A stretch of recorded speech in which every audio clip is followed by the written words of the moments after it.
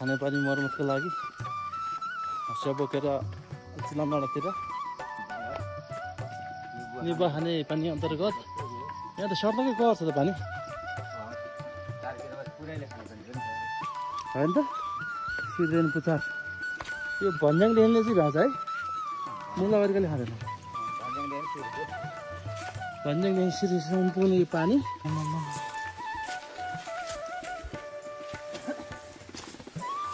हिजोको पानीले बिताइ गर्छ पानी त गर्छ सबै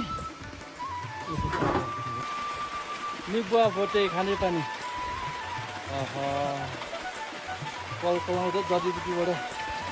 बग्दै आएको पानी उयो नगएपछि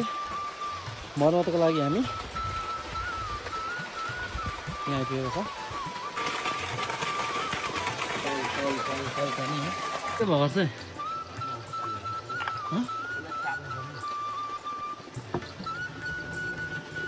यो हिलो छ कि आएर त यो मुहान बनाइसकेपछि हामी अर्को दोस्रो मुहान बनाउँदैछ पानी त सर्लकै गएको छ त नि कहाँ तल ट्याङ्कीमा बिग्रै क्या अर्को मुहान हाम्रो यो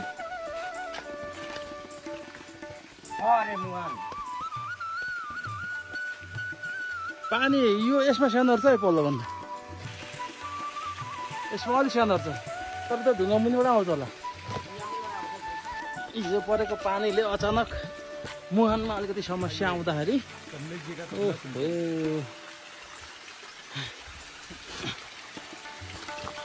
अलिक धमिलो चाहिँ पानी खुल्दैन होला ओभरफ्लो यहाँबाट चाहिँ ए भयो त ले त जमेर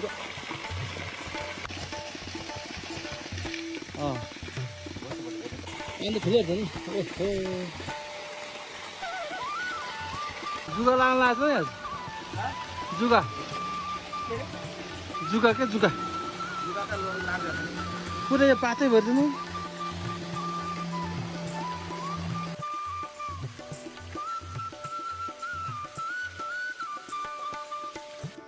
यहीँबाट गरिन्छ पानी